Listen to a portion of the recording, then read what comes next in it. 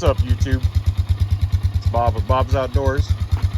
Haven't made a video in probably a couple months, honestly. The last videos were finishing up the excuse me, the shed there and things like that. And I've just been busy with work and everything else, and honestly, I was just kind of glad to get the shed done and the building.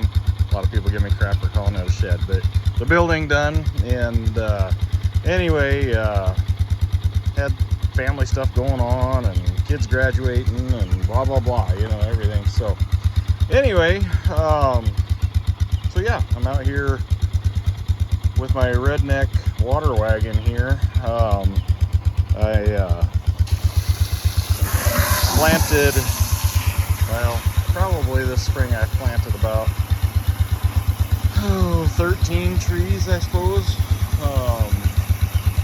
I bought a bunch, or didn't buy, but I made a donation to the Arbor Day Foundation, which, a little fun fact for you, Arbor Day was actually created or started here in Nebraska. You wouldn't know it by the way all the farmers push in the all the different wind shelter belts. That's the word I was trying to think of, to make room for center pivots, at least here in northeast Nebraska. But nothing against farmers. I know they got to do what they got to do, but I don't like hearing them complain about the wind blowing then.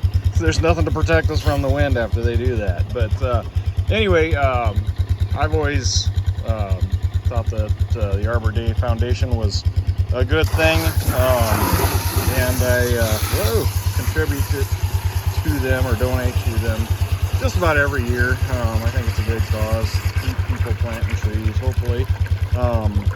But anyway, yeah, so I planted all these seedlings. You make a donation, they'll send you a bunch of seedlings. And so when we were building the building, we had to take out 13 big mature big mature trees, everything from hackberries to oak, pine, you name it. But anyway, so I got those seedlings here probably a couple weeks ago. I don't know how many of them are actually going to live. You know, it's always kind of a guessing game when you're dealing with seedlings.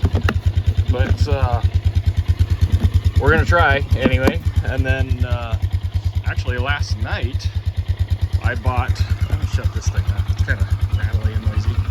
But I bought a Autumn Blaze maple from Baumgar's, which is kind of a farm store near me, and we planted that last night. But I'll tell you what, it's been dry again this spring. You guys watched the videos that I did last year, or last summer, you know how dry it was last summer. It hasn't been as bad, hello chickens, as last year, but it's still been dry. You can see we're still kind of brown. You know, we got an inch rain here at our place last weekend. Today is Wednesday, but yeah, so it's we were digging this hole for this maple last night, and I got about a foot down, and holy buckets, it was just hard. I mean, I had to chop at it to get that hole dug deep enough for that tree. Then I filled it with water, let it sit for a while, and it was so hard that water just sat in that hole for the longest time before it finally started to soak in, and that water, you know, soaked in enough to where we could actually put the tree in the ground. And then I watered again, and I need to water it again tonight. But yeah, so we're trying to get some trees planted, got the garden all planted. This is that fabric that you put underneath rock, basically to keep the rock from disappearing. Everything's looking looking really good. My sweet peas over there did not, a lot of them didn't even germinate, so I don't know what happened there, but beans are coming up along here. We got the maters going over there, and we got zucchini squash there in the corner, cucumbers over there. I think these are jalapenos, and these are basically bell peppers. So not as big of a garden as I've done in the past, but still have basically all of the bases covered. And then last year I moved my rhubarb, and I don't know if you guys know what rhubarb is. You know, most people probably do, but I know there's some people that watch from other countries and things too. So rhubarb, it's hard to explain. It's kind of like an edible weed. I don't know. I love it. It's a really tart, almost sour vegetable. I don't know if it's a vegetable or not, I guess. But anyway, we had it over here, and we had our goats over here. When we got rid of our goats, we planted this all into grass, and I wanted everything to kind of be over there. So I transplanted that rhubarb from about where Moose is over there to over there, and it's struggled this year. But like I said, last year, you know, it was just hard, you know, as far as how dry it was. That dirt was just like rock almost, and yeah, so it's struggling. I've been watering it and fertilizing it and everything, trying to get it to come back and everything. But yeah, so give you guys an idea of these seedlings, or yeah, I guess seedlings. But so this little stick right here, that's one of them. And then I'll show you another one. Can you see it? See it anywhere? See it anywhere? Oh, right here. That little stick also. They look like they're dead, but come here, Moose. Come on. Get over here. The other day he took off, and we looked for a half hour for him, and he was out in this tall grass. And of course, being a wiener dog, you can't see him when he's out there. But yeah, and then the other day, Tuesday I believe it was, I came home and I pulled in this driveway, which I haven't done in a long time, just because we got the shed back there now. But there's a big old pine tree that sat right here. I mean big. It was like, I don't know, 50 footer, something like that. Come on, Moose.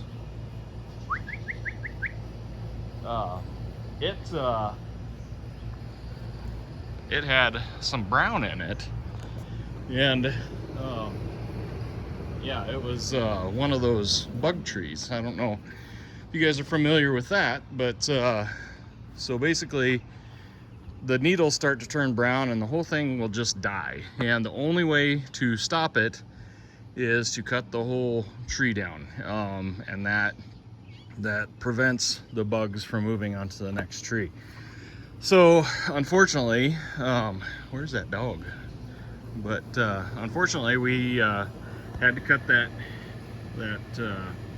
tree down, and it just sucks. I mean, that's the only way that you can prevent it from spreading is to cut the whole tree down. A tree that's probably as old as I am, you know, and you gotta cut it down, you know. But I guess motivation to plant a new one, you know. But Moose, where'd you go? I think you went back out in that grass again, little turd.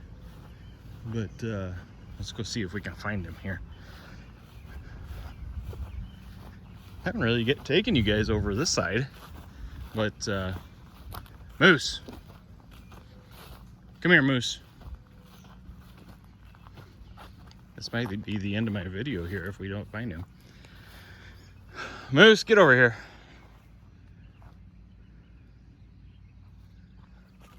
Where did he go? Moose!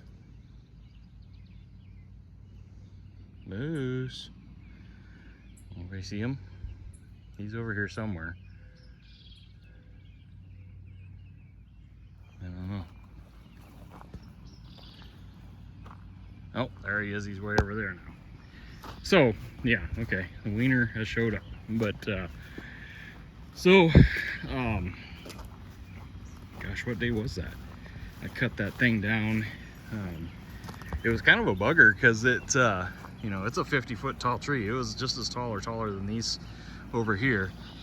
And I had a good south wind, and I've dropped a lot of trees, you know, so I wasn't worried about doing it or anything like that. But the problem was this tree right here was behind it. And of course we got the chicken coop, the house, and everything this way, but it had some gentle lean that way, but I was pretty sure it was going to get hung up in that tree, which it did. So I ended up grabbing the Coyote, the tractor, and tried pulling it backwards, and it kept getting stuck. I had cut the stump off probably about that high, so it was leaning, hung up into that tree, still up on the stump.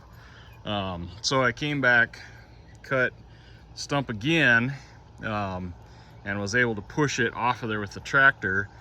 And then, you know, the whole tree, whole weight of the tree is down on the end here. So then I had to back up to it with the 3-point, wrap a chain around the 3-point, and then lift the whole tree up and then drag it out this direction, you know, to a certain extent anyway. I couldn't come too far because I didn't want to ruin these trees, you know. So anyway, short story, we got it all taken out. Got to do some fence fixing here, but that's all the brush from the tree right there. So I got to haul that off too, but you can see it did break this tree here and took a couple branches from up there too. And then there was one more cedar tree just like this. It was here that it busted off too, and I just tipped that over with the tractor and dug the whole root ball and everything out with the grapple. But yeah, I can't even remember for sure if I told you guys about my log pile here.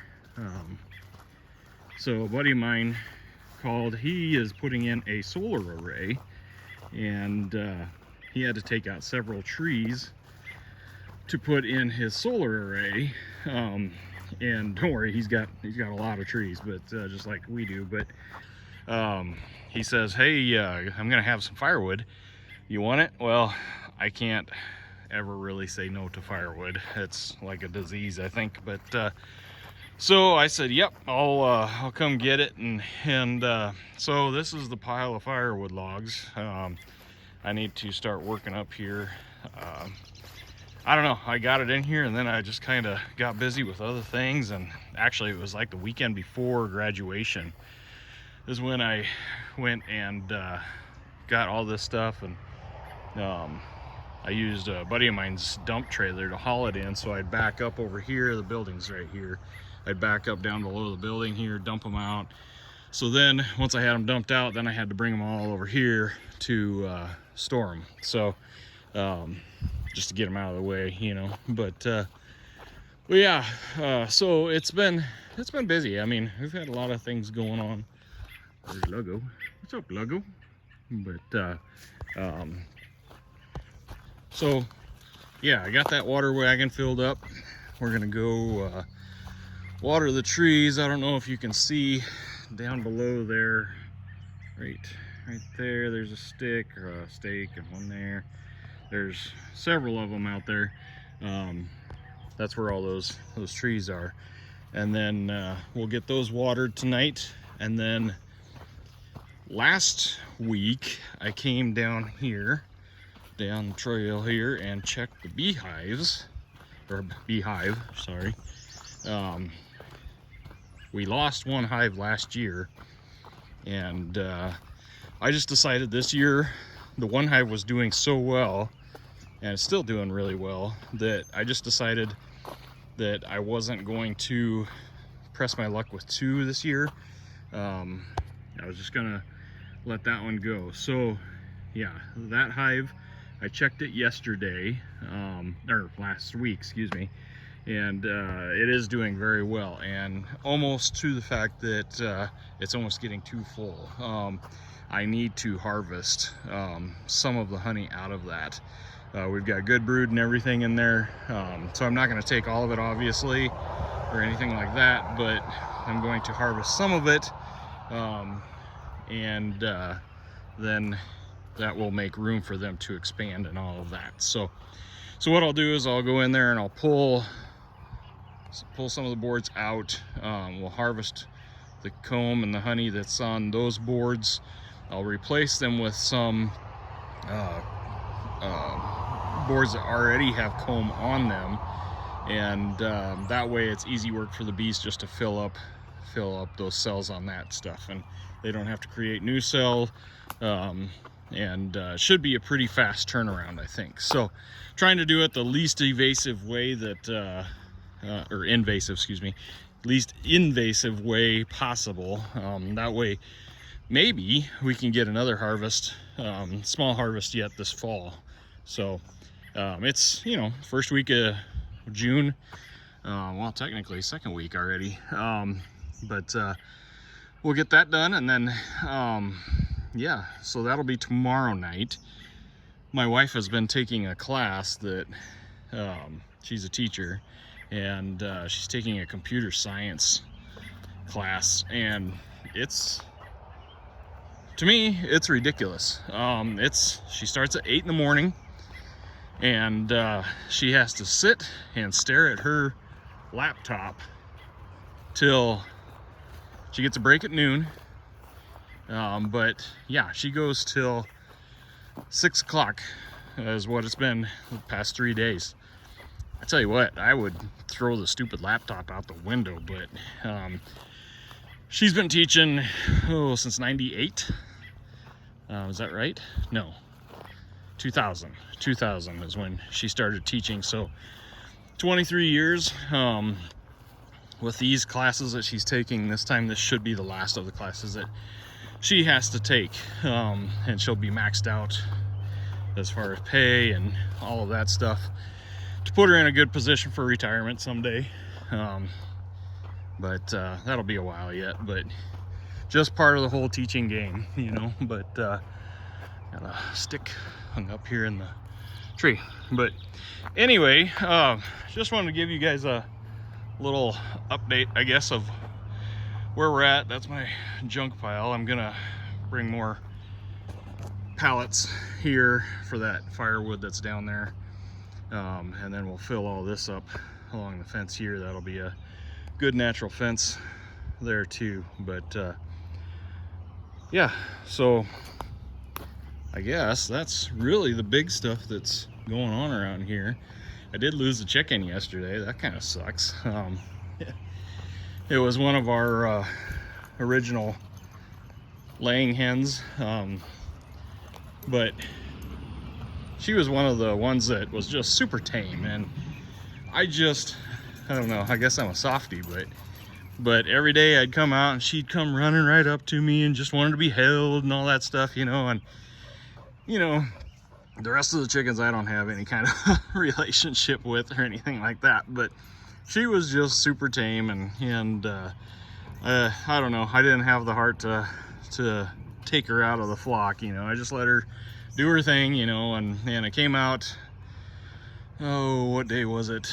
Must have been Monday to feed them, and she was just sitting there kind of with her head down, and her comb was real kind of purpley, you know, wasn't bright red like it usually is, and her eyes just weren't, you know, sharp and everything like they usually were, and she just wanted to lay down all the time. So I took her out of the coop and I just set her out in the grass by herself, and she, I don't know, she kind of perked up a little bit, but then it was almost like she wanted to go back in the coop. Excuse me. So next day I came out and I did set her back in there, and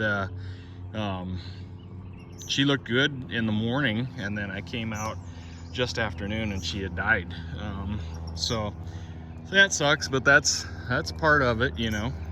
But I guess, you know, I told the wife yesterday that we'll probably look for some chicks, Augustish, something like that, and that way they'll be fully feathered before it gets cold, and then they can they'll be ready to lay eggs by spring.